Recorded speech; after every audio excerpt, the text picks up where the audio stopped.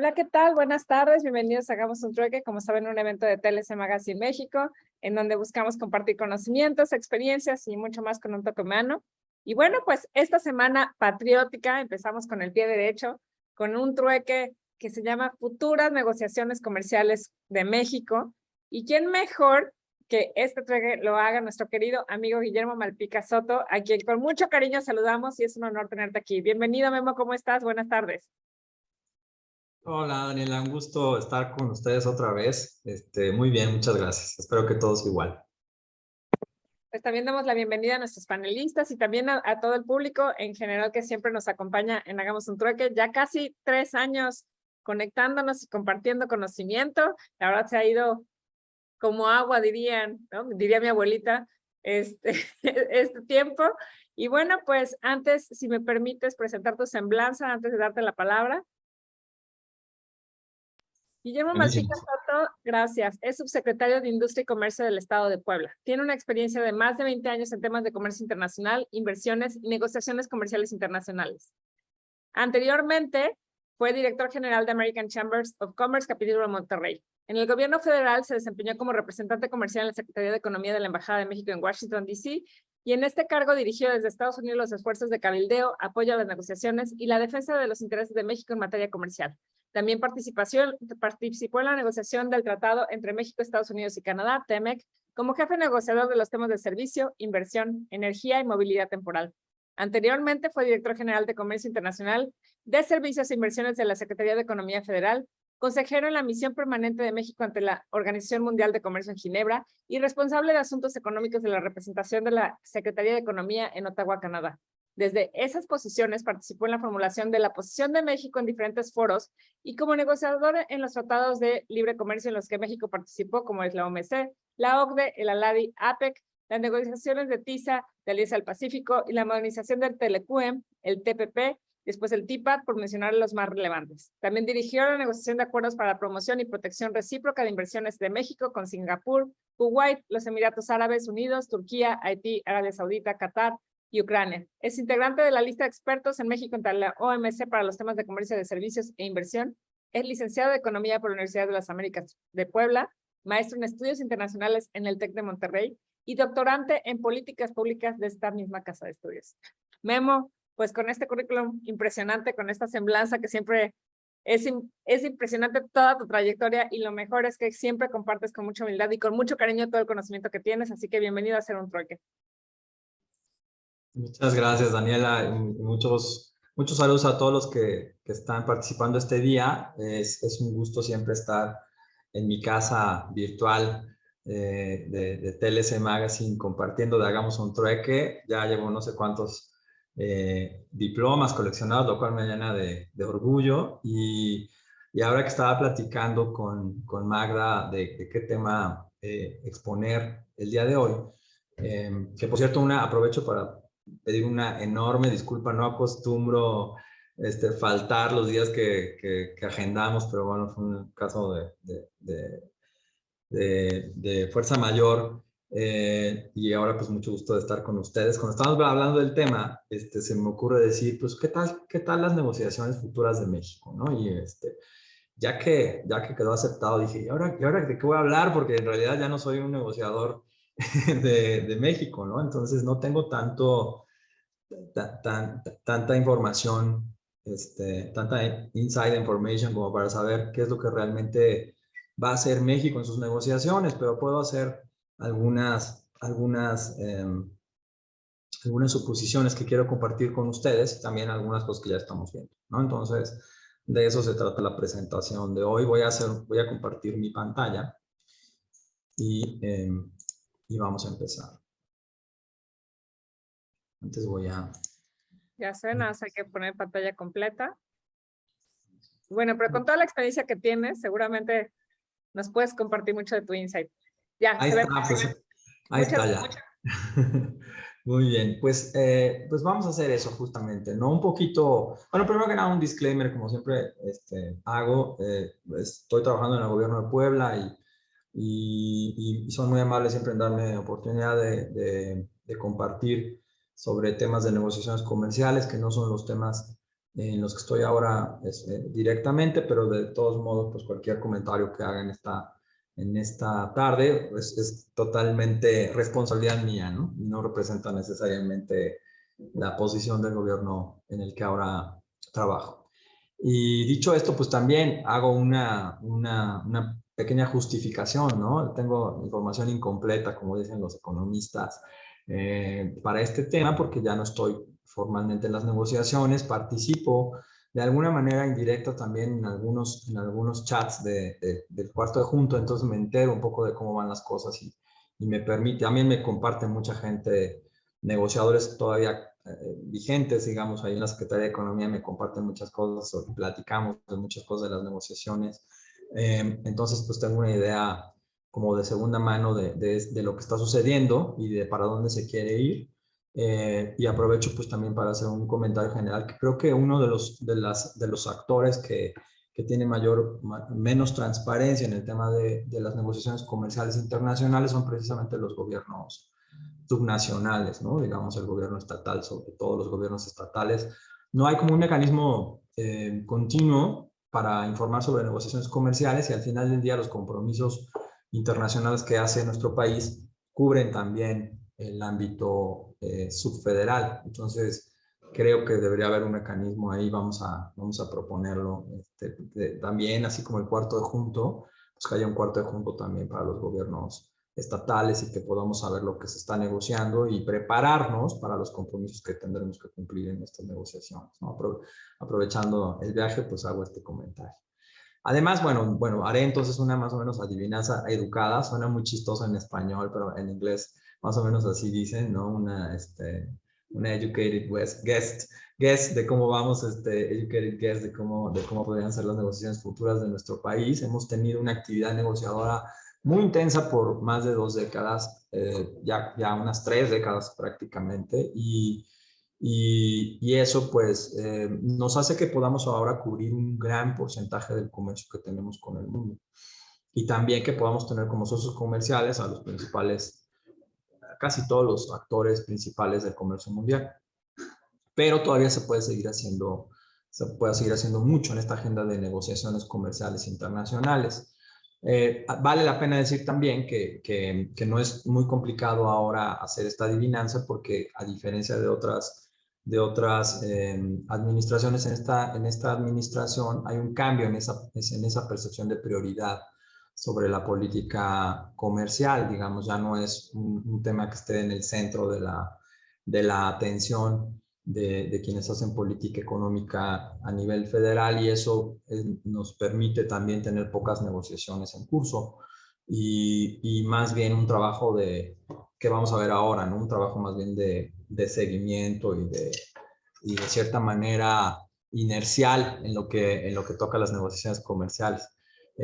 Y luego finalmente también hacer un comentario aprovechando que la presentación se llama Futuras negociaciones comerciales de México, pues vale la pena también decir que las negociaciones comerciales no solamente son las negociaciones de los TLCs, ¿no? Los TLCs son una herramienta de la política comercial y por supuesto la política comercial no es solo aquella que se ejercita a través de negociaciones comerciales internacionales, sino que hay otras medidas de política comercial que no tienen que ver con la negociación de los tratados, sino también, sobre todo, con la administración de los mismos, la implementación de los mismos, ¿no? Entonces, un poco haciendo estos comentarios iniciales, me parece que ponemos ya bien el contexto de lo que les quiero compartir el día de hoy. Entonces, bueno, aprovechando que negociaciones comerciales es más grande que negociaciones de TLC, les voy a hablar de otras negociaciones comerciales actuales o en curso o potenciales que van más allá, que no son negociaciones de un tratado de libre comercio, ¿no? Muy bien.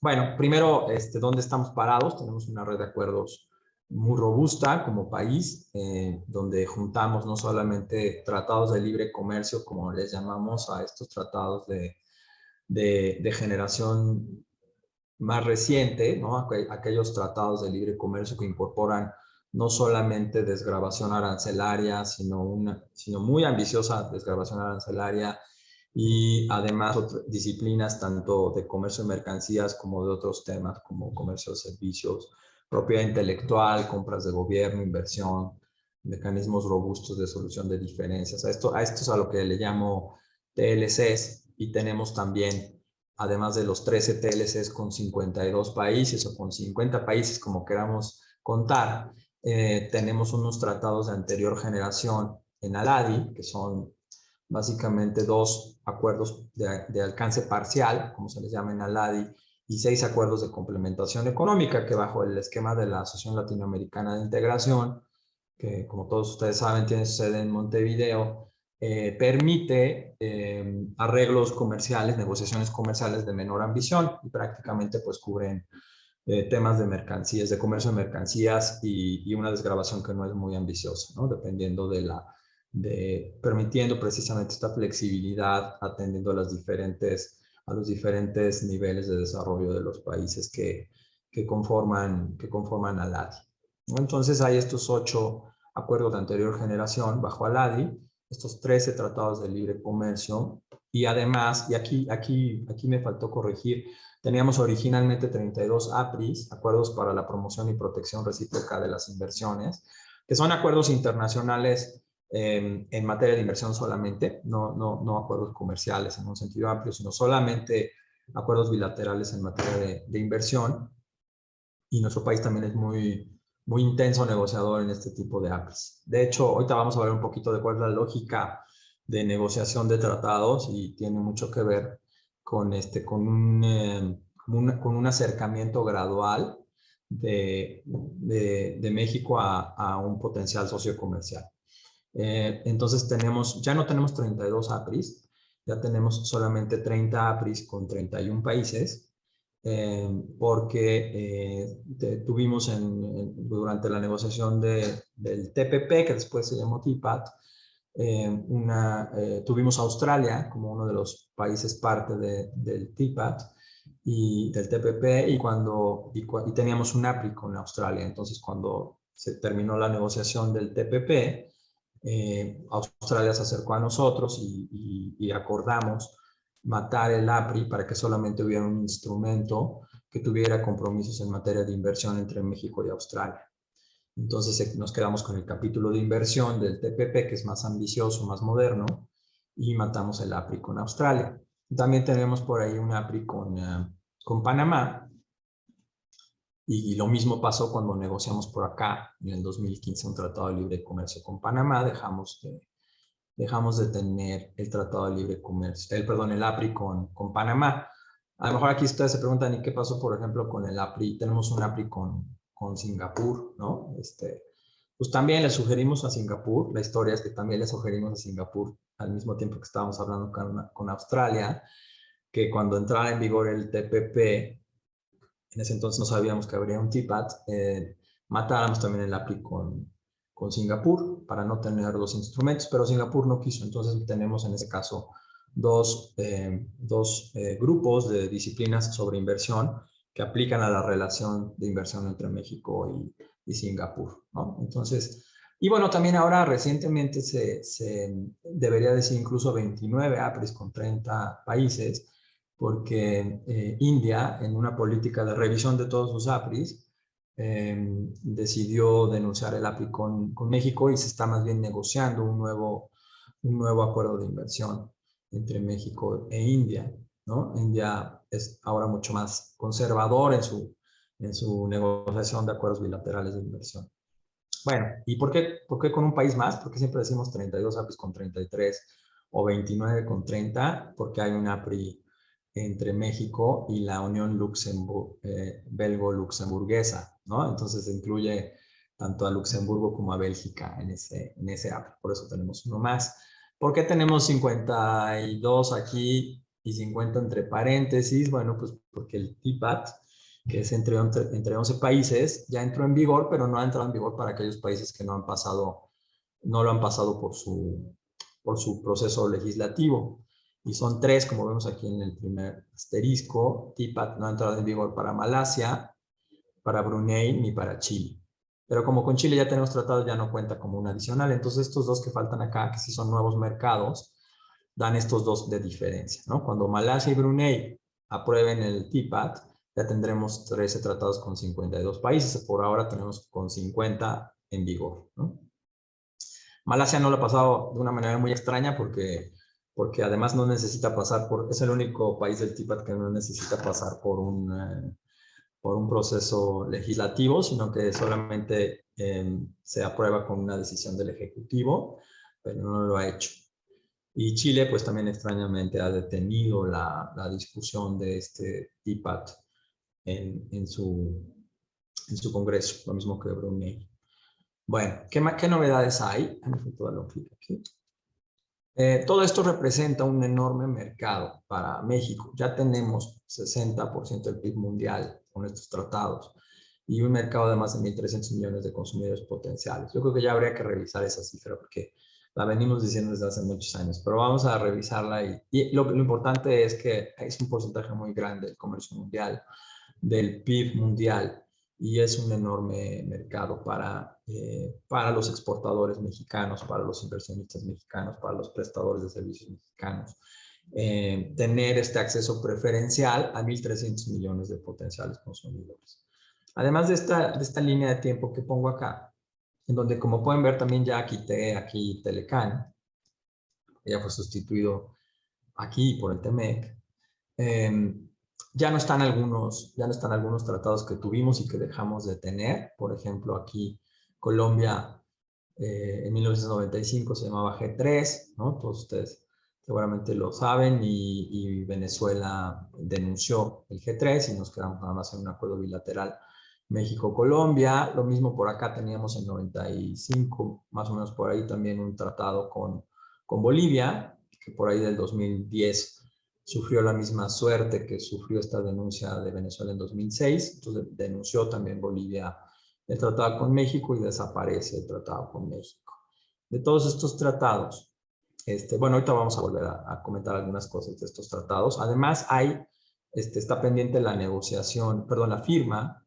De hecho, están pendientes muchas cosas previas. Está pendiente casi toda la post-negociación con la Unión Europea en la modernización del tratado del Telecuem, que es aquí del 2000 para comercio de mercancías y es del 2001 para comercio de servicios e inversiones.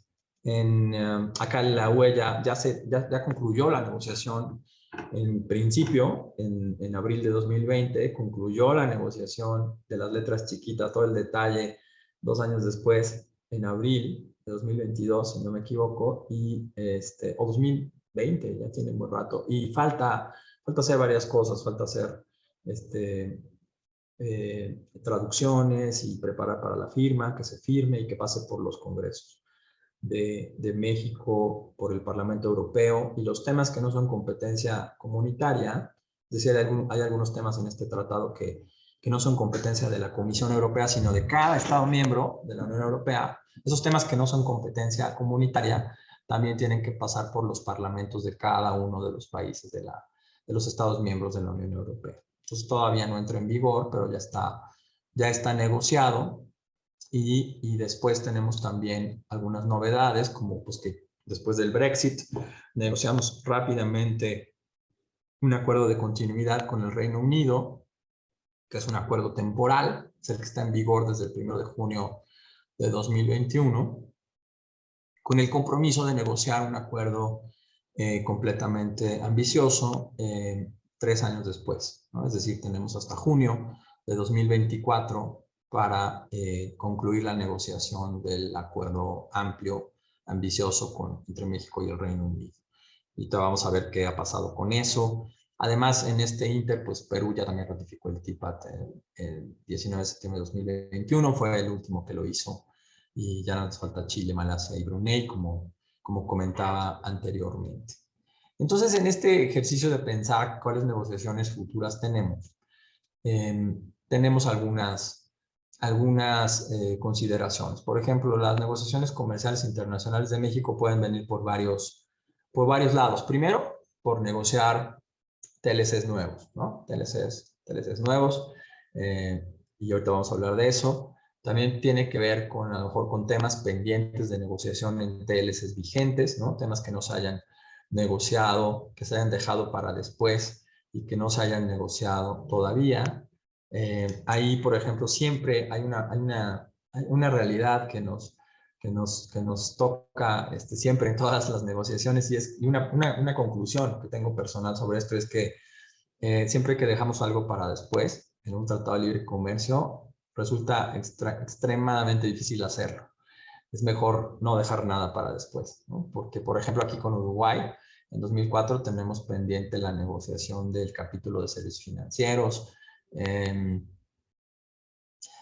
Aquí con Centroamérica, en el TLC único con Centroamérica, quedaron vivos algunas disposiciones de servicios financieros de algunos de los 3 tratados que tenemos antes con esos países centroamericanos y que no estaban listos para tener, por ejemplo, en servicios financieros otra vez compromisos. En el caso del TEMEC, pues hay compromisos, y del TIPAT hay compromisos a futuro, ¿no? Algunas cosas que hay que negociar en un cierto número de años, como mayor detalle en los compromisos de compras de gobierno a nivel estatal, como en el TEMEC, tener unas reglas, no, perdón, es una tarea de México, iba a decir las reglas sobre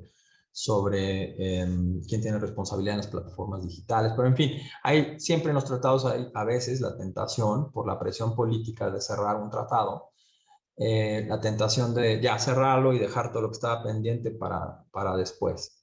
Me parece que es un grave error, pero bueno, hay algunos entonces en el tema de negociaciones comerciales futuras, algunos temas pendientes de negociación de TLCs vigentes que podríamos hacer. No me voy a referir en esta presentación a este segundo tema, pero sí sería muy interesante hacer algo sobre esa línea, ¿no? A lo mejor un día estoy pensando, ¿no? en escribir algo sobre qué está pendiente de los TLCs y que no se ha cumplido, ¿no? Las promesas incumplidas de los TLCs, ¿no? Por ejemplo. Bueno, además hay negociaciones comerciales internacionales en los organismos internacionales, en la propia Organización Mundial de Comercio. La Organización Mundial de Comercio no es solamente un órgano de hacer las reglas del comercio mundial, sino también es un órgano de negociación. Vamos a ver algunos temas ahí que están sucediendo y que podrían suceder en el futuro, en los que México sin duda tiene un rol muy importante. Y luego también hay algunos otros foros en donde hay algunos temas de negociación comercial muy, muy modestos, pero también suceden, como en la Organización para la Cooperación y el Desarrollo Económico, la OCDE, y el Mecanismo de Cooperación Asia-Pacífico, APEC. También vamos a ver un poco de eso en la presentación.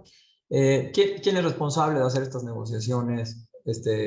Solamente para que no se nos olvide, esto está en la página del Gobierno de México. Responsable de la negociación es la Secretaría de Economía. Esto viene de una delegación de responsabilidades. Originalmente, pues en la Constitución, ustedes saben que quien tiene las facultades para celebrar tratados internacionales es el Ejecutivo. Ya no me acuerdo qué artículo es, 80 y algo de la Constitución. Y que después, tradicionalmente, así como sucede en otros países del mundo, Cancillería estaba a cargo de negociar cualquier tratado internacional. Entonces, en algún momento, bueno, cuando se decide negociar el Telecán, hay por ahí en la historia de lo que ahora es la Secretaría de Economía, hay una fecha por ahí de 1990-91 en la que el presidente Salinas decide darle la facultad de negociar tratados de libre comercio a la Secretaría de Economía, al entonces SECOFI. Y desde entonces se queda esa facultad dividida, la facultad de negociar tratados internacionales queda dividida entre Cancillería, que negocia tratados internacionales en cualquier materia no comercial o de inversión, y la ahora Secretaría de Economía, que negocia tratados de libre comercio y acuerdos de inversión. Eso queda desde entonces, ¿no? Y todavía no cambia, hasta donde yo sé, ¿no? Pero bueno, ahora hemos visto también algún mayor juego en las negociaciones por parte de Cancillería, que no está sustentado por un cambio en la ley, pero bueno, está sustentado más bien pues, por una diferente configuración de de fuerzas entre las secretarías, entre los titulares. Entonces, la subsecretaría es la encargada, ¿no?, de negociar, administrar y defender los tratados y acuerdos internacionales, tanto de comercio como de inversión. Esto quiere decir los TLCs, los ACES, los APs y los APES. Así como establecer políticas y medidas destinadas a la operación, dice la operativa, perdón, es un error, a la operación y facilitación del comercio exterior. Algo importante de la misión de la subsecretaría, pues, es que diseña y ejecuta la política comercial internacional. Les decía, la política comercial internacional tiene más que ver, es más amplio que negociar tratados, ¿no? Es, en general, todo tipo de decisiones que tienen que ver con el comercio internacional, no solamente con un tratado comercial internacional, y también tiene a su cargo las negociaciones comerciales internacionales en las que México participa. Eh, esto es importante: negociación, administración y defensa. En algunos otros países, una sola, la entidad que negocia no está encargada de la administración del tratado y tampoco de la defensa de los tratados, y tampoco de la difusión de los tratados, como vamos a ver en unos minutos. O sea, al negociador o al equipo negociador mexicano, pues le tocan varias tareas, que si tienes una agenda de negociación muy intensa, se ve todavía más presionada por las otras tareas, que son administración, defensa y difusión de los tratados internacionales, ¿no? Entonces, aquí en algunos de los objetivos de la subsecretaría es negociar nuevos acuerdos, administrar los acuerdos, defender los intereses, participar en foros multilaterales y regionales, vigilar los compromisos internacionales de esos foros y organismos internacionales, facilitar el comercio.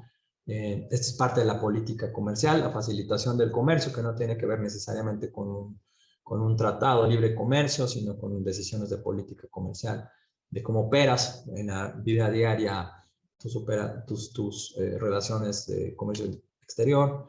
Y bueno, y promover, que es la parte de la difusión que les decía, ¿no? Es que normalmente, pues no es que se nos olvide, sino que realmente queda como tiempo, como muy poquito tiempo para la difusión, y aquí es donde siempre aplaudo muchísimo a actores como ustedes, como TLC Asociados, que toman ese rol de la difusión del comercio internacional de una manera muy, muy destacada.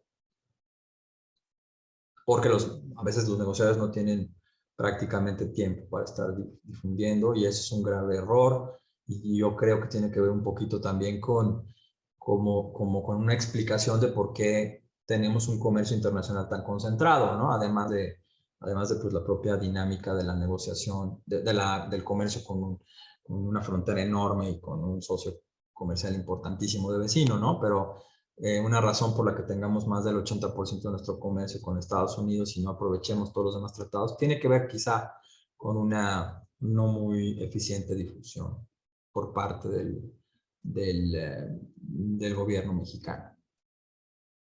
Bueno, ¿qué está pasando? Y ya entonces vimos un poquito una foto de lo actual, una foto de lo que está sucediendo, o sea, que van a ser tratados en el futuro. Después vamos a ver cuáles otros tratados nuevos que ni siquiera han empezado podrían suceder, ¿no? Esa es un poco la estructura de mi presentación. ¿Qué está sucediendo? Bueno, un TLC entre México y Ecuador, que lo que intenta es modernizar un acuerdo de alcance parcial de los que les comenté que tenemos, bajo ALADI, el número 29, el acuerdo de alcance parcial número 29. Lo último que sucedió fue una ronda de negociación que siguió a la sexta ronda de negociación. Sucedió del 23 al 27 de mayo en Quito. Ya no se le llama séptima ronda, entonces yo le puse así con una interrogación: séptima. Normalmente, y estoy suponiendo nada más lo que pudo haber pasado, cuando ya llevas varias rondas, ya está avanzada la negociación de un tratado, a veces ya no te ves en el formato de rondas, sino que te reúnes de manera selectiva para ver uno que otro tema que esté más atorado. Entonces, posiblemente ya no le llaman séptima ronda porque ya fue una reunión más pequeña, para solo algunos grupos, ¿no? Cuando se les llama ronda, normalmente son todos los temas de la negociación, todas las mesas de negociación sesionando al mismo tiempo. Y cuando no le ponen número, es que ya se pierde un poco esa dinámica de todos juntos al mismo tiempo, sino que a veces unos negocian de manera virtual o se van a dar unos días, se van a ver unos días en cierto grupo y otros se van a ver otros días. Y al final, cuando toca la ronda, solamente son algunos grupos, no todos los grupos de negociación. Es lo que estoy suponiendo que pasó. Y en esta ronda se vieron temas todavía pendientes en varios temas muy importantes, en varios grandes temas como acceso a mercados. Acceso a mercados aquí se refiere a acceso a mercados de mercancías, aunque también puede haber acceso a mercados de servicios, pero normalmente cuando no dicen de qué es acceso a mercados de mercancías. Reglas de origen, defensa comercial, ¿no? Todos los temas de antidumping, de subsidios, de salvaguardias, servicios, comercio de servicios que pueden ser, ahí no es muy clara la comunicación pública sobre en qué va, porque comercio de servicios pueden ser 5 o 6 capítulos. Y asuntos institucionales, que normalmente pues es un tema que extrañamente cierra muy rápido, ¿no? Aquí no sé por qué no ha cerrado asuntos institucionales. Asuntos institucionales son varios capítulos, otra vez, por ejemplo, el capítulo de definiciones generales, a lo mejor por eso, ¿no? El de definiciones generales normalmente cierra al final porque revisas todos los textos a ver si no hay definiciones que se repiten. Y normalmente la regla es que cuando hay dos definiciones, una definición que aplica a 2 o más capítulos, se va al capítulo de definiciones generales. Pues por eso a lo mejor están todavía pendientes. Asuntos institucionales es definiciones generales, disposiciones iniciales y luego al final del tratado, disposiciones finales, excepciones generales, ¿no? Esa es la mesa de abogados, la mesa de negociación de asuntos institucionales. No tenemos mayor información, pero ¿qué tan importante es el tratado entre México y Ecuador? Pues en realidad no tenemos mucho comercio o mucha relación de inversiones. México es el 15º destino de las exportaciones no petroleras de Ecuador y el 8º proveedor en cuanto a las importaciones no petroleras de México. Entonces, bueno, sí juega algún rol, pero no es un rol demasiado central. Y entiendo pues que el tratado va bastante avanzado. También encontré, revisando lo que estaba haciendo Ecuador, que Ecuador está siendo muy activo en sus negociaciones. También está negociando al mismo tiempo que con México, con Chile, un tratado con Corea del Sur y uno más con Costa Rica. Y bueno, eso es en lo que va esta negociación. Es muy probable que sí concluya exitosamente y que concluya relativamente pronto. Esa es mi percepción por lo que he compartido con algunos negociadores actuales. Y después tenemos el TLC entre México y el Reino Unido, que es precisamente esta tarea que le pone el acuerdo de continuidad entre México y el Reino Unido de negociar un acuerdo más ambicioso 3 años después de la entrada en vigor del acuerdo de continuidad. Estas negociaciones iniciaron en mayo. Había todo un tema en el equipo negociador del Reino Unido y el tema era que no tenían suficiente capacidad para negociar, no tenían muchos negociadores. Normalmente pues el Reino Unido, cuando era parte de la Unión Europea, pues no necesitaba negociadores de cada uno de los temas. Los negociadores eran de la Comisión Europea y cuando se separa de la Unión Europea pues tiene este problema de capital humano negociador. Y lo que hizo el Reino Unido, como saben algunos de ustedes, es que contrató a algunos consultores internacionales para apoyarse en las negociaciones. Concretamente en la negociación entre México y el Reino Unido contrató algunos despachos que a su vez contrataron a un despacho mexicano para asesorarlos en esta negociación.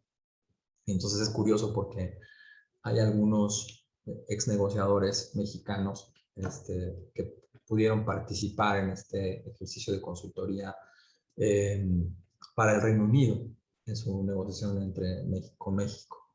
¿no? Pero bueno, ya empezó en mayo, iniciaron las negociaciones, la primera ronda, en mayo se anunció el inicio de las negociaciones y se definieron todo lo que pasa en la prenegociación.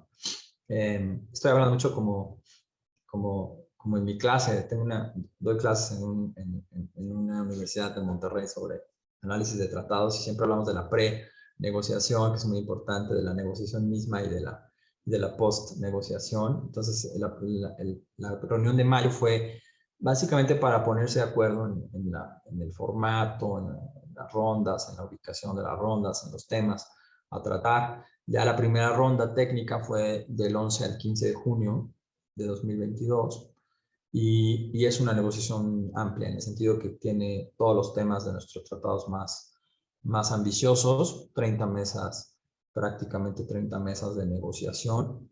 Entiendo que la primera ronda no fue muy buena. Se detectaron algunos temas importantes de diferencia en el nivel de ambición que se busca, o al menos es una primera percepción de una ronda inicial. Pero sí, diferente nivel de ambición entre México y el Reino Unido, o las propuestas que se llevaron a la mesa como propuesta inicial.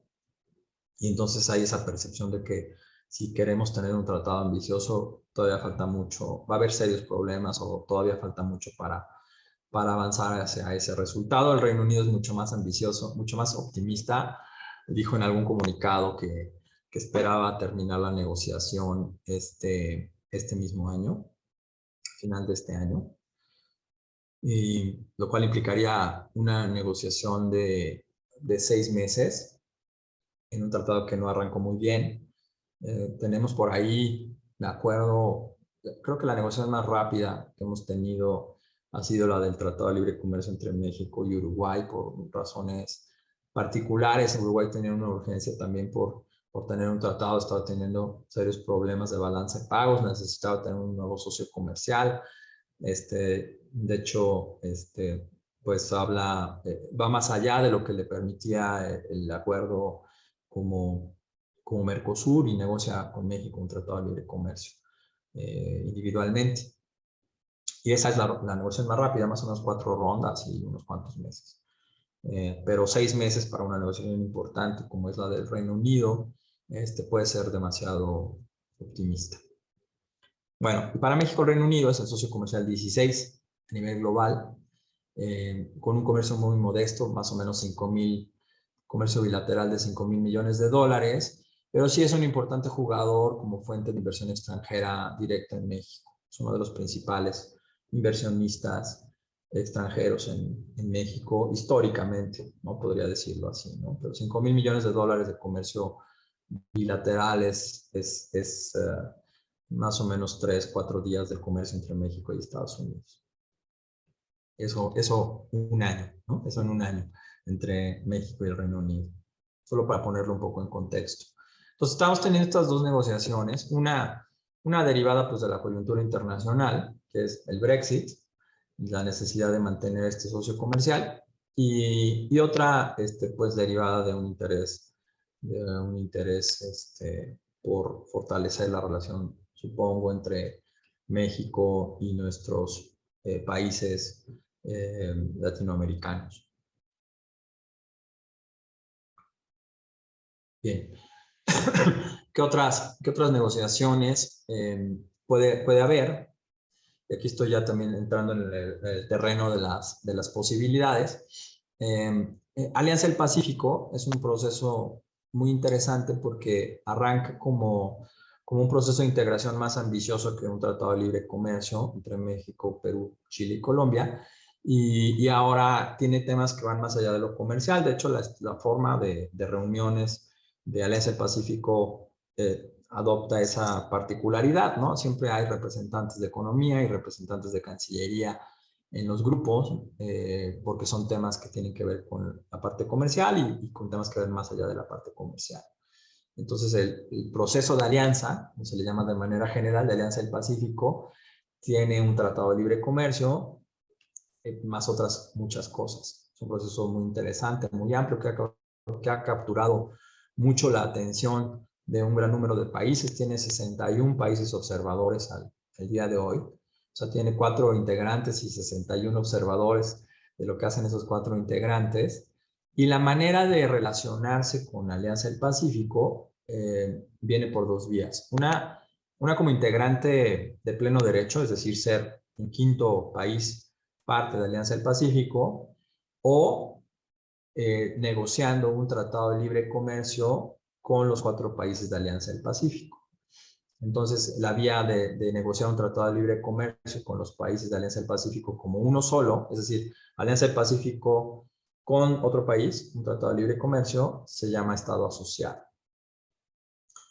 Originalmente se lanzó la solicitud de ser Estado asociado por parte de Canadá, Australia, Nueva Zelanda y Singapur. Empezaron las negociaciones de manera simultánea y después se fueron separando con aquellos países que avanzaban un poco más. Y ese fue el caso de Singapur, quien finalmente concluyó la negociación para un tratado de libre comercio con Alianza del Pacífico, tratado que fue firmado el 25 de enero de este año. Tiene 25 capítulos, es bastante ambicioso, bueno, debe tener el mismo nivel de ambición o muy cercano a lo que tenemos nosotros como Alianza del Pacífico. Tiene 25 capítulos que pueden ver ahí, todos los temas comunes del comercio de mercancías, los temas comunes de comercio de servicios. Adicionalmente, el tema un particular que se da en Alianza del Pacífico de tener un capítulo de servicios marítimos, ¿no? Que no tenemos en muchos tratados, solamente tenemos en Alianza del Pacífico. Ahora en este tratado firmado, pero todavía no en vigor, con el Estado asociado Singapur y comercio marítimo, solo tenemos capítulo con esos 2 y con los 2 europeos, en el Telecuem y en el tratado con la Asociación Europea de Libre Comercio. Y bueno, telecomunicaciones, empresas del Estado, compras públicas, competencia, buenas prácticas regulatorias, género, pymes, asuntos legales institucionales. Es un tratado bastante robusto. Todavía no entra en vigor, ya fue firmado, falta que pase por los procesos legislativos de cada una de las partes, en el caso de México por el Senado mexicano. Bien, ese es el que yo veo como más posible próximo tratado en vigor, y tiene una particularidad que es, digamos, la única negociación de México en la que negociamos como bloque. Siempre México negocia de manera individual con otros países. Acá es la única negociación en la que participamos como un conjunto de 4 países negociando con otro país, lo cual implica siempre un tablero adicional de negociación. Primero negocias entre los integrantes del bloque y después ya con la contraparte. Entonces es más complejo y es la primera vez que México lo hace en este formato de Estado asociado de Alianza del Pacífico. Además, hay un Estado asociado que es Corea del Sur, que no fue de los primeros 4 que solicitaron serlo, pero que ya solicitó y ya inició negociaciones con Alianza del Pacífico el 23 de junio de 2022.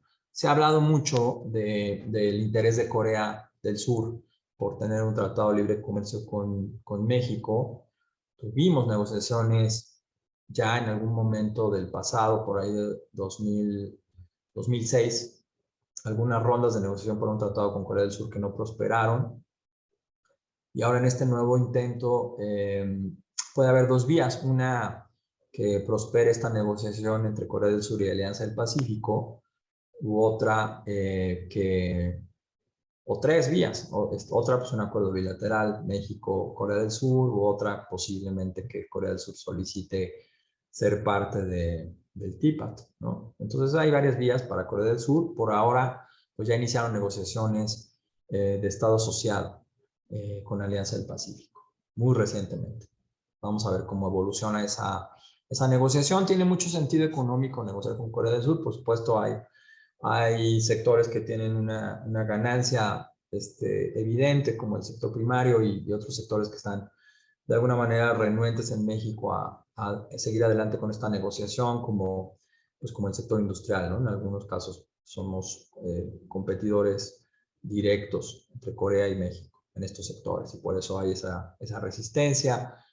Vamos a ver qué es lo que sucede en la negociación. Evidentemente, es muy diferente la dinámica cuando negocias en la Alianza del Pacífico como bloque que si negociáramos bilateralmente con Corea del Sur. Pero bueno, podemos hablar de eso más adelante. Y finalmente también el único país que ha avanzado de manera seria, porque ha habido algunos otros, me parece que Panamá también ha solicitado ser parte de la Alianza del Pacífico, ser el quinto integrante de la Alianza del Pacífico, pero Costa Rica ya lo ha hecho de una manera mucho más formal. Ya en la última reunión del Grupo de Alto Nivel de Alianza del Pacífico solicitó ser parte de Alianza del Pacífico. Hay un requisito para no ser Estado asociado, sino que ser parte de Alianza del Pacífico, y el requisito es que tengas tratado con los cuatro integrantes de Alianza del Pacífico, cuyo caso ya es el de Costa Rica y también el de Panamá. Por eso finalmente negociamos un tratado de libre comercio con Panamá, después de 3 intentos de negociar un tratado de libre comercio con Panamá.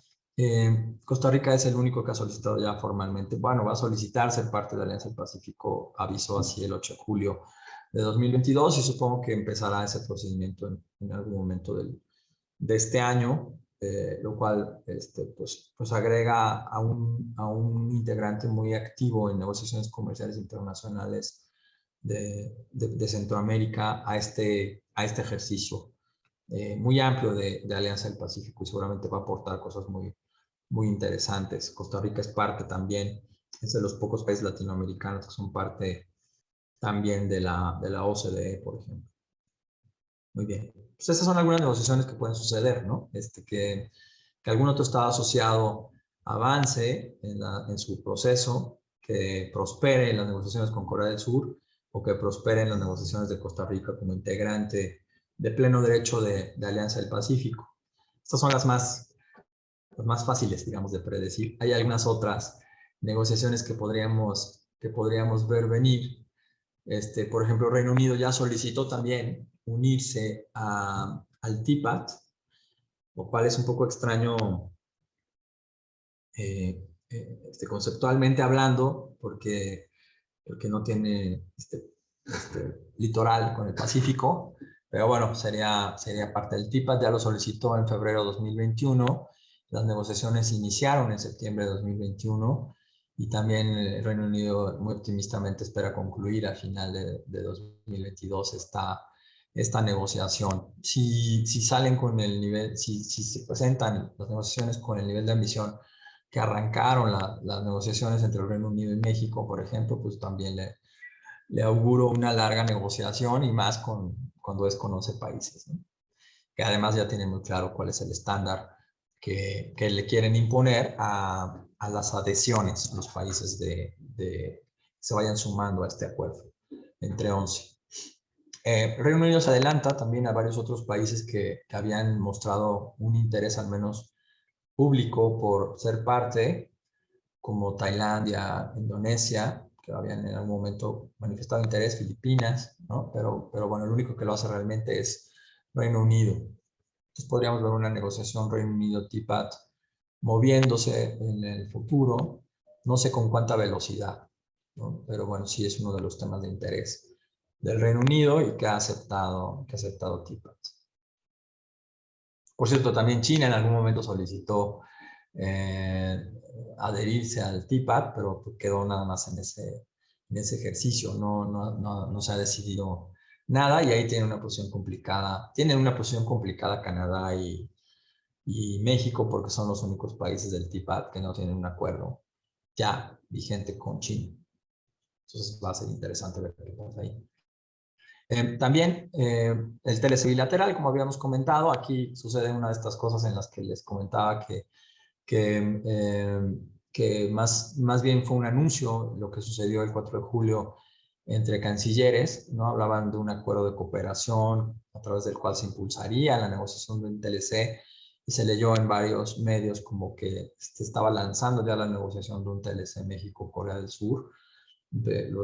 Es raro porque lo estaba lanzando los cancilleres, y en México no hay esa facultad, pero en realidad es más bien un interés por pronto tomar una decisión sobre una negociación con Corea del Sur, que puede ser bilateral o puede ser vía Alianza del Pacífico, o incluso vía TPAT, ¿no? No lo sabemos. todas esas posibilidades están ahí, ¿no? ¿Qué pasa con otros foros? Y los voy a mencionar de manera general, porque también son negociaciones comerciales y México pues participa en esos foros, en esos organismos internacionales de una manera muy activa. En la OMC, pues todos sabemos, hemos pasado a lo largo de la historia desde que era el GATT, por rondas sucesivas de negociación en las que se va aumentando la ambición. Primero solamente con desgravación arancelaria, después con algunos temas de comercio de mercancías y después con temas de todos los temas nuevos de la agenda del comercio multilateral hasta la ronda Uruguay. Y cada vez vamos aumentando el número de países, vamos aumentando años de negociación y vamos aumentando complejidad a la negociación. Lo único que no cambia son las reglas de la negociación, ¿no? Entonces, aquí tenemos un problema importante porque si la ronda Uruguay duró 9 años, sí terminó en una serie de resultados muy positivos como la creación de la OMC.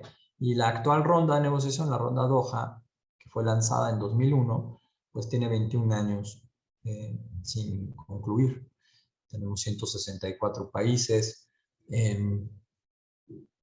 El modo de decisión sigue siendo por consenso, lo cual es la metodología para adoptar compromisos sigue siendo el todo único, es decir, todos los acuerdos que se negocian en una ronda tienen que ser adoptados por todos los países de la OMC, no puede haber elección pick and choose, ¿no? Puede haber una elección discrecional de los países de cuáles acuerdos sí adoptan y cuáles no adoptan, como sucedía, por ejemplo, en la ronda Tokio, ¿no? La previa a la ronda Uruguay. En este caso de la OMC, pues sus propias reglas, el número de participantes, lo hacen un mecanismo de negociación muy complicado. En la última conferencia ministerial, ¿saben? Cada 2 años después de la creación de la OMC, aproximadamente cada 2 años, hay el compromiso de negociar, de tener una reunión al más alto nivel de decisión, que es la conferencia ministerial. La última conferencia ministerial iba a ser el año pasado en Kazajstán, en Nur-Sultán. Se suspendió por la pandemia, o 2020 me parece que fue, y 2021 iba a ser en Ginebra al final, pero se pospone otra vez por la pandemia y entonces sucede finalmente ahora este año, del 12 al 17 de junio, la conferencia ministerial 12 de la OMC, que arroja como principal resultado en este paquete de resultados que se le llamó paquete de Ginebra, fue porque fue en Ginebra la ministerial, ya no en Kazajstán. El principal acuerdo es subsidios a la pesca, que es un tema de mucha relevancia porque se disciplinan los subsidios a la pesca para impedir la sobreexplotación de ciertas características de pesca, y sobre todo es el primer acuerdo que tiene como centro de su negociación la sostenibilidad ambiental, ¿no? Entonces es el resultado más significativo de la ministerial 12. También hay algunas otras decisiones de ministros, como una decisión sobre la respuesta a la pandemia relacionada con los derechos de propiedad intelectual. Hay una decisión sobre la respuesta de los países de la OMC a emergencias alimentarias. Hay una decisión también de ministros que sucede en cada conferencia ministerial, que tiene que ver con la moratoria de los aranceles al comercio digital. En la OMC no se cobran aranceles al comercio digital, pero no es una decisión permanente, sino que se va renovando en cada conferencia ministerial, que se vuelve a renovar esa moratoria a imponer aranceles al comercio digital. Y el tema central, también muy importante, que tiene que suceder en algún momento, es el tema de la reforma. A la OMC se decide lanzar un ejercicio muy serio de análisis para reformar la OMC, estos mecanismos de decisión que la hacen complicada, que la hacen lenta, y algunos temas nuevos, como por ejemplo un programa sobre pymes que a diferencia de otros temas que primero nacen en la OMC y luego se van a los tratados, en este caso pues el tema de atención a pymes resulta mucho más ambicioso ahora en los tratados más nuevos de México, y ahora ya hay un programa específico para estudiar el tema de promoción de pymes en un ejercicio de inclusión de inclusión de los resultados de la negociación a todo tipo de tamaños de empresa, en particular a las pequeñas y medianas empresas. Eso sucede en la OMC. ¿Qué sigue sucediendo? Bueno, sigue sucediendo una negociación, por ejemplo, en comercio de servicios sobre, bueno, hay una iniciativa, no de todos los países de la OMC, pero sí una iniciativa sobre comercio digital, que les platiqué en algún momento cuando hablamos de comercio digital en una anterior trueque. Les decía, es una negociación que va avanzando, pero todavía tiene temas importantes por definir, de los temas importantes que hay en estos capítulos de comercio digital, en nuestros tratados más nuevos, como el tema de la no localización forzada de servidores, tema de movimiento de flujo de datos. Todavía son temas que están pendientes en esta negociación de la iniciativa sobre comercio digital de la OMC. Como no es una iniciativa en la que participan los 164 países de la OMC, después de que concluya esa negociación todavía se va a tener que decidir qué se hace con ella. Un poco como algunos acuerdos plurilaterales en la negociación que al final se multilateralizan, o sea, puede suceder eso, como el acuerdo sobre tecnologías de la información, o puede ser también un acuerdo, lo cual es más difícil de hacer, un acuerdo plurilateral dentro de la OMC, para lo cual se requeriría un waiver que está permitido en el acuerdo que forma la Organización Mundial de Comercio, pero es muy complicado de obtener. 2/3 partes de la membresía de la OMC tienen que estar a favor de hacer ese waiver y tener un acuerdo plurilateral y no un acuerdo multilateral en el comercio digital. Vamos a ver qué pasa ahí. México ha sido muy activo proponente a través de la misión permanente de México ante la Organización Mundial de Comercio en Ginebra. Ahí estaba Yara Fosado trabajando muy fuerte en estos temas. Y bueno, eso es lo que está pasando en la OMC. Recientemente también sucedió una tarea pendiente. El propio GATS, el Acuerdo General sobre Comercio de Servicios de la OMC, tenía algunas tareas pendientes también que se dejaron para el futuro. Malísima idea, como les decía. Una de ellas era tener disciplinas detalladas sobre reglamentación nacional en la Organización Mundial de Comercio. Finalmente, después de 21 años, ya se logró un acuerdo en el texto de reglamentación nacional del GATS. Esto era un pendiente del artículo 6 del GATS, que se llama Reglamentación Nacional. Párrafo 4 decía que los países debían desarrollar disciplinas generales sobre reglamentación nacional.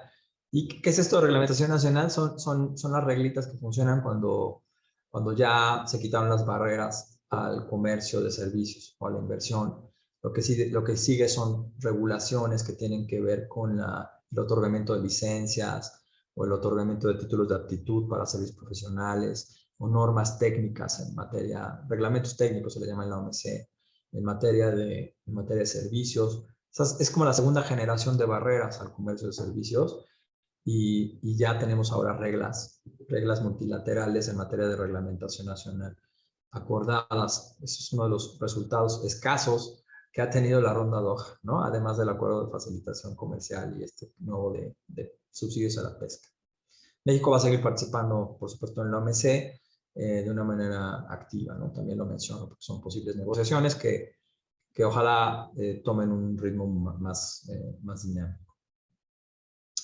Y en la OCDE, simplemente mencionar, tenemos ahí compromisos que se negociaron, fueron parte de negociaciones comerciales internacionales en materia de comercio transfronterizo de servicios y de inversión.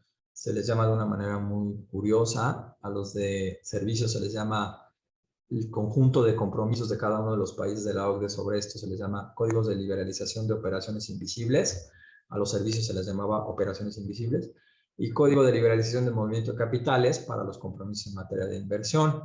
Estos los negoció México cuando entró a la OCDE y los ha actualizado varias veces. Es un proceso de negociación más modesto, menos espectacular, pero también sucede de vez en cuando en la Organización para la Cooperación y Desarrollo Económico. La última revisión de los códigos de liberalización fue en 2019. Y bueno, ahí tenemos básicamente, y es muy interesante porque son códigos eh, que están hechos en un formato de listas negativas. La OMC, un poco para ponerlo en contexto, en la OMC el comercio, el servicio y la inversión se negocia usando listas positivas, donde tú dices en qué sector sí hago compromisos, pero se llaman positivas, mientras que nuestros tratados de libre comercio en México, Estados Unidos y otros países con ese formato negocian listas negativas, en donde te digo lo que no pueden hacer los extranjeros en materia de comercio, de servicio e inversión. Bueno, la OCDE fue pionero en este tema de listas negativas cuando discutió sus códigos de liberalización. Bueno, ¿qué más podría suceder también? Aunque es poco probable, nada más lo puse ahí para recordar que en APEC, pues también de vez en cuando tenemos ciertos compromisos. La fuerza de APEC es menor porque los compromisos son voluntarios, es decir, un país hace compromisos solamente cuando quiere. Obviamente cuando quiere ya se vuelve un compromiso, pero son voluntarios, ¿no? Ahí APEC, pues que nació en 1993, se planteó un poquito después en una reunión de líderes en Indonesia, en Bogor, llegar al libre comercio, o sea, que los países, las economías, perdón, de APEC, porque en APEC no se llaman países a los integrantes de APEC, sino se llaman economías. Las 21 economías de APEC se propusieron en Bogor, Indonesia, llegar al libre comercio en 2010 para las economías desarrolladas y en 2020 para las economías en desarrollo. Llegó el 2010, se hicieron una agenda de acción de Osaka, unos años después en Japón, para darle seguimiento a esas metas de Bogor, donde cada país ponía los compromisos, cómo iba avanzando a libre comercio en unos planes de acción individual, unos planes de acción colectivos que se llaman YAPS y CAPS. En APEC les gustan mucho las siglas. Y no se cumplió en 2010 ni en 2020. No tenemos libre comercio entre las 21 economías de APEC, pero desde varios años ya se empuja una idea de ir avanzando hacia un tratado de libre comercio del área de libre comercio de Asia-Pacífico, FTAAP. Eso se reitera en una declaración ministerial reciente en Malasia, en esta ciudad que se llama Putrajaya, en Malasia, donde se especifica, donde se acuerda una visión 2040 de APEC que incluye la negociación de un acuerdo de libre comercio de las 21 economías de APEC. Se les llama economía, sino países, solamente para completar la idea, porque no tiene países como tal, sino economías, es decir, una economía de APEC es China, otra economía de APEC es Taiwán, que algunos países como México no reconocen como otro país por esta política de una sola China. Y también en APEC, Hong Kong, China, Hong Kong es una economía diferente, es un jugador diferente de China continental. Por esa razón se habla de economías y no de países, para no meterse en problemas de política exterior, de quién reconoce o no reconoce a una cierta economía como país. Bueno, eso es lo que pasa, digamos, en algunas de las negociaciones potenciales, y luego haciendo todo un ejercicio más imaginativo de qué negociaciones futuras podría tener México, el que ya de plano le llamo futureando. Hay algunas otras cosas que pueden suceder, ¿no? En el caso de México, si es que decide hacerse así, ¿no? Les decía más bien que en este caso, en estos últimos años, más bien la política comercial ha sido más inercial, es decir, un poco de seguir haciendo algunas cosas que se estaban haciendo, terminarlas, ¿no? Como el caso del TEMEC, al inicio de la administración, bueno, inerciales en el sentido también de la coyuntura, como el tema de la Unión del Reino Unido, y algunas cosas nuevas, como la única nueva es Ecuador, ¿no? Pero normalmente el ejercicio de decidir hacer un nuevo tratado o un nuevo APRI, aplica para ambos, para los acuerdos comerciales o por los acuerdos de inversión, debería pasar por algunos criterios, ¿no? Un poco para comentarles, compartirles cómo sucede esta idea de arrancar una negociación de un tratado de libre comercio. Muchas veces arranca como una decisión política, siempre implica una decisión política, por supuesto, pero muchas veces arranca como una decisión o una idea en el ámbito político, y después se le da forma o no, dependiendo de si cumple con ciertos criterios, es decir, si hay un cierto beneficio de esa negociación, ¿no? Entonces, idealmente, la decisión de negociar debería venir o por una consideración geopolítica, es un criterio, ¿no? Es decir, que conviene a México jugar en una cierta zona del mundo, participando con un tratado de libre comercio en esa zona, un poco lo que hizo México al participar en el TPP. No podíamos quedar fuera de un tratado en el que estaba Estados Unidos, pero además era entrar en la zona más dinámica del mundo, con un tratado de libre comercio del siglo XXI, como se le llamaba ahí, en ese entonces, el TPP. Ese es un criterio geopolítico. Por ejemplo, en el caso de las APRIs, eso es muy evidente, ¿no? Un criterio que no tiene nada que ver con consideraciones económicas. Fue, por ejemplo, la negociación que me tocó hacer de un APRI entre México y Haití, ¿no? Pues no tiene ningún razonamiento económico. Pero es un criterio más geopolítico, una sugerencia de Cancillería para acercarnos al Caribe y en particular a Haití, ¿no? Entonces, bueno, a veces también hay criterios, o debería haber, en el caso de los TLC sobre todo, criterios económicos, ¿no? Y aquí pues tiene que ver un poco cuál es el potencial de comercio que hay entre el posible socio comercial y México, o qué tan importante es ese socio comercial. Ese es otro criterio, qué tan importante es ese socio comercial en el mundo, y que nos gustaría tener, con el que nos gustaría acercar, fortalecer relaciones comerciales. Y el cuarto criterio pues es básicamente que ya tengamos una relación comercial sólida, pero no tenemos todavía reglas bilaterales, ¿no? Entonces esos son los 4 criterios que debería haber para una negociación comercial internacional. Normalmente los aplicábamos o los tratábamos de aplicar a partir de 2009, cuando heredé la negociación de APRIS. Nos pusimos de acuerdo en que esos fueran los criterios para negociar APRIS nuevos. A veces nos ganaba el geopolítico y nos mandaban a negociar, o nos mandaban a negociar una cosa extraña, como cuando negociamos un acuerdo extraño sobre inversión con Brasil, que se llama Acuerdo ACFI, Acuerdo de Cooperación y Facilitación de las Inversiones, que no es ni siquiera una API. Pero bueno, a veces, normalmente los criterios económicos prevalecen, ¿no? en esta decisión de negociación, sobre todo de los tratados de libre comercio, por supuesto, porque en ese caso, pues la justificación tiene que ser más profunda, ¿no? De acuerdo a la ley de aprobación de tratados internacionales en materia económica. Bueno, ¿qué más puede suceder? Evidentemente tiene que suceder en algún momento el espejo de la negociación de EFTA, ¿no? Cuando negociamos con la Unión Europea el Tratado de Libre Comercio de la Unión Europea-México en 2000 y 2001, inmediatamente negociamos también disposiciones muy parecidas con la Asociación Europea de Libre Comercio.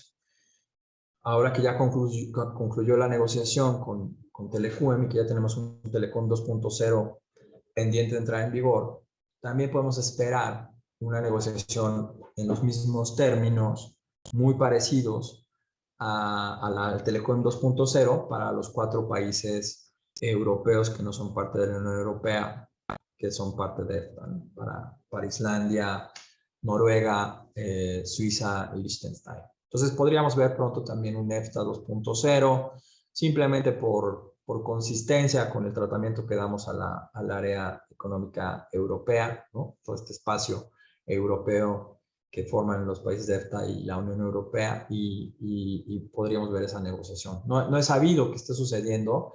He sabido, por ejemplo, que está sucediendo una modernización del APRI con Suiza, lo cual es buenísima noticia porque el APRI con Suiza es ahora el más viejo, después de que se modernizó el el acuerdo con España hace algunos años y tenía algunas disposiciones que no eran francamente buenas, ¿no? Tenía algunos peligros, ese texto vigente del API con Suiza. No sé cómo venga la negociación de la Asociación Europea de Libre Comercio. Participamos en algún momento en un ejercicio de modernización y de cumplir algunos compromisos pendientes con los países de EFTA y resultaba muy complicado negociar algunos temas, por ejemplo, inversión. Entonces, vamos a ver qué pasa con esa modernización. Suiza es entre los países de EFTA un importante jugador para México, un importante inversionista también. Aquí puse una que imaginé yo, sobre todo por mi de formación en comercio de bienes y en inversión, en comercio de servicios y en inversión, que sería el Israel 2.0. No se ha planteado así, pero Israel, curiosamente, es el único país con el que tenemos un TLC en esta época moderna de TLCs, pero el TLC mismo con Israel no es moderno, no tiene disciplinas, básicamente solamente tiene algunas disciplinas de comercio de mercancías. No tiene disciplinas en comercio y servicios, no tiene disciplinas en inversión, y eso pues hace muy complicado considerar un tratado de libre comercio, pero bueno, por su época, cronológicamente hablando, lo ponemos en la lista de TLCs.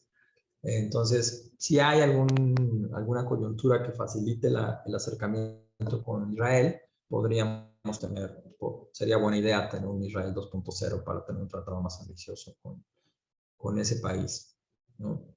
¿Qué más podría venir? Otros estados asociados firmando tratados de libre comercio con la Alianza del Pacífico. Tenemos todavía pendiente Australia, Nueva Zelanda, Canadá.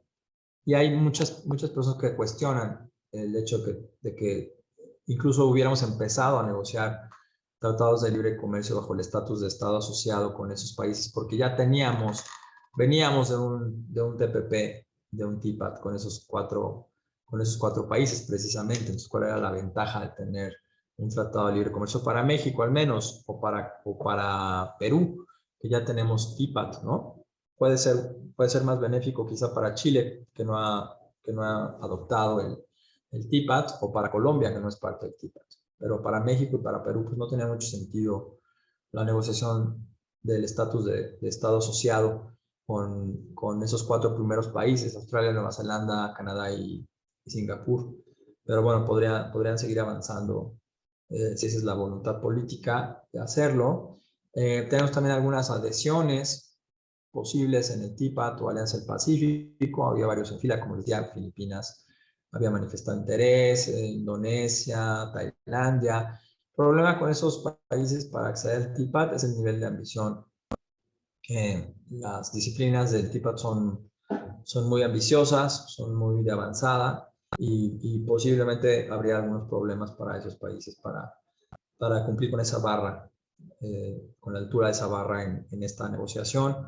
Ellos son parte de los 15 países que tienen el Tratado de Libre Comercio, el mega acuerdo regional más grande del mundo, que es el RCEP, ¿no? Este acuerdo entre 15 países del que México no es parte, liderado por China, y que básicamente recupera para China el barrio de Asia-Pacífico, ¿no? El RCEP es una iniciativa de China para tener un tratado en su región, sin Estados Unidos, e incluye 15 países, entre ellos estos que les menciono como posibles adhesiones del TPAT.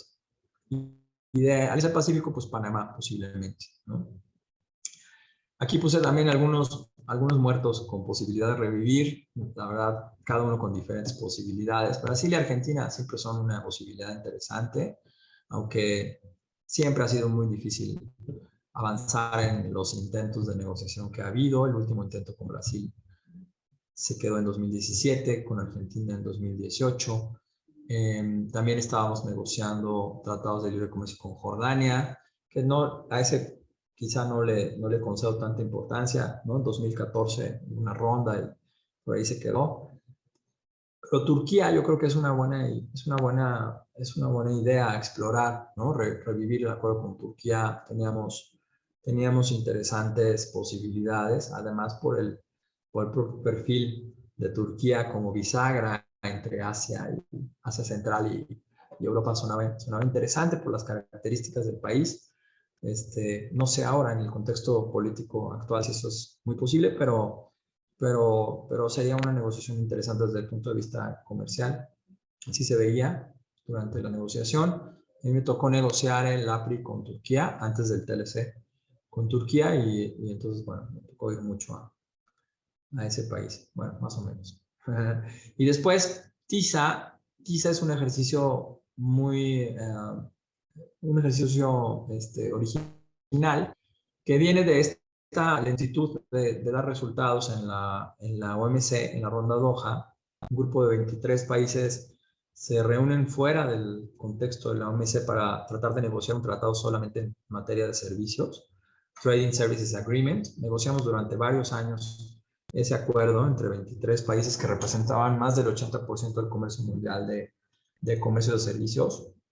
Y el TISA iba avanzando bastante bien, ya llevaba varias conferencias ministeriales.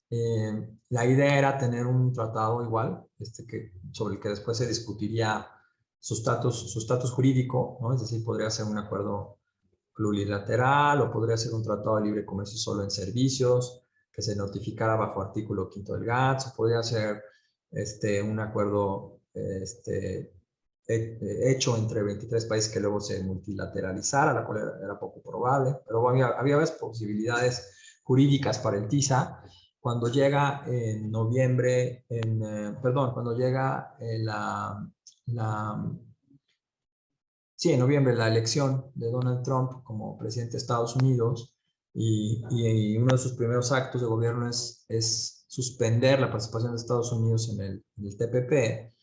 Entonces ahí tenemos una rápida reunión mini ministerial en Noruega, en Oslo, y decidimos los países participantes guardar los textos de TISA, así como estaban, con ese nivel de avance. Los dejamos, digamos, empaquetados y guardados hasta que hubiera un mejor momento para las negociaciones comerciales multilaterales o plurilaterales después de esa decisión de Estados Unidos. Entonces, se quedó ahí suspendido el TISA. Yo creo que tiene una importancia muy grande el comercio que representan los países del TISA. Las disposiciones que se estaban negociando, había muchos anexos en diferentes temas interesantes de comercio de servicios que valdría la pena rescatar. No sé si haya ahora alguna iniciativa entre esos 23 países por revivirlo, pero sin duda sería una buena idea desde el punto de vista de los beneficios comerciales, dado que pues, no se le ve para cuando la ronda Doha, ¿no? Y bueno, una reflexión final, parece que lo que estamos haciendo es irnos al ALCA, en el caso de América Latina, de América en general, por el camino largo, ¿no? Después de que se cae la negociación en 2005, 2006 del ALCA, este ejercicio de negociar un área de libre comercio de las Américas, lanzado por Bill Clinton, un área de libre comercio de las Américas que incluía a 34 países de América, todos menos Cuba, y que se caen las negociaciones, luego lo que sucede es una proliferación de negociaciones, de tratados entre países de América, y después en una segunda etapa lo que vemos es que estamos haciendo como consolidación de varios tratados en acuerdos más regionales, y hay quien dice que podríamos estar llegando a este ejercicio en unos años, ¿no? De tener finalmente super regional de América en algunos años, un poco lo que plantea APEC para Asia Pacífico con su FTAAP. No lo sabemos, pero eso es ya el futuro de muy largo plazo.